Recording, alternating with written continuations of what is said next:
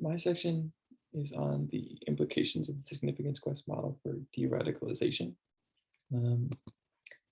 This idea is that radicalization is a high-level commitment to an ideologically suggested goal, and the use of violence to kind of achieve that goal. So some of these ideas or some of these goals would include things like getting land back from people who are colonizing your area. And there's two main pathways to kind of reduce radicalization among these terrorist detainees, because that's what we're looking at. We're looking at previously detained terrorists that have been arrested and are looking to go through rehabilitation processes. The first kind of pathway is violence is morally unjust. The use of this argument is kind of to show that hey, violence is opposed to Islamic teachings and is prohibited in the Quran. And this has worked on two separate occasions in Egypt. It kind of shows people that hey, violence really isn't the answer. It's against teachings of Islam and the Quran. And there's other ways to kind of reach a significance level, because most of these people that have become terrorists tend to want to find significance in this world because they tend to be outsiders, people who are a little different from most, and so they're gonna do whatever it takes to kind of reach a level of where they're respected among society. Another pathway to reduce radicalization is to just straight up say violence is ineffective. Why would you create violence if it's not significant, if it doesn't help your group at all, if it doesn't really better anything?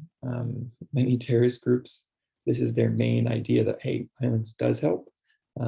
Specifically looking at bin Laden, he had the idea that the US was built on shaky ground and we must fight against that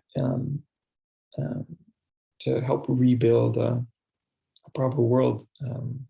But in reality, we need to help change that narrative to say, hey, violence really doesn't fix anything.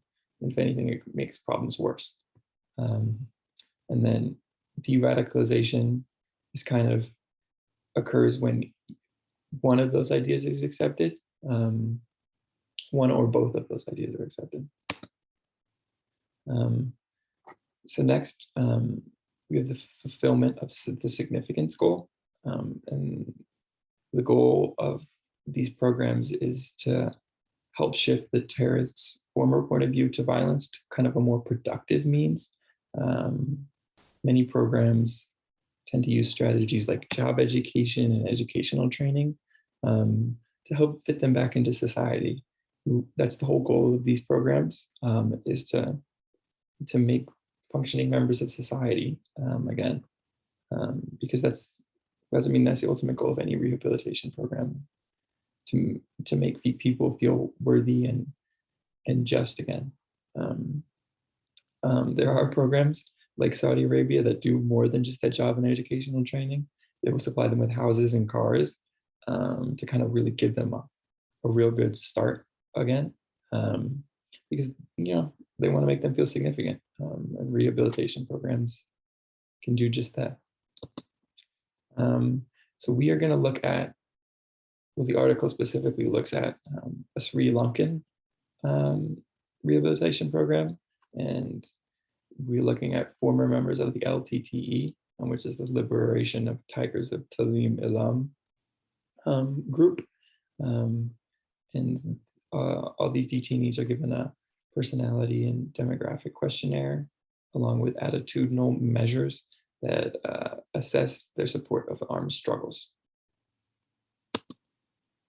Some characteristics of the program, some kind of things that the program does to help with rehabilitation, is instead of calling them prisoners, they call them beneficiaries. And this kind of makes it doesn't ostracize the prisoners. It helps them feel normal, feel wanted. Because if you're viewed as a prisoner, you're kind of you get this notion of, hey, I'm lower in society. I'm worse than you. So they kind of wanted to stray away from that idea, to make them feel normal again. They also used spiritual programs like yoga and arts and crafts to kind of help people focus on themselves, rather than large group activities, which will help kind of push those group ideals that led them down radicalization in the first place. And they also, like I mentioned before, they will provide vocational training, to help with societal integration, because again, that is the point of these rehabilitation programs. The sample size that we're looking at in this article is 1,906 individuals, 169 of which are women, 1,737 of which are men, all from a region of Northeast Sri Lanka. They were given 2 separate questionnaires, 9 months apart, and to test if the rehabilitation program ultimately works. They did have a control group of 152 people that did not participate in any rehabilitation program. And they wanted to see, every proper study has a control group.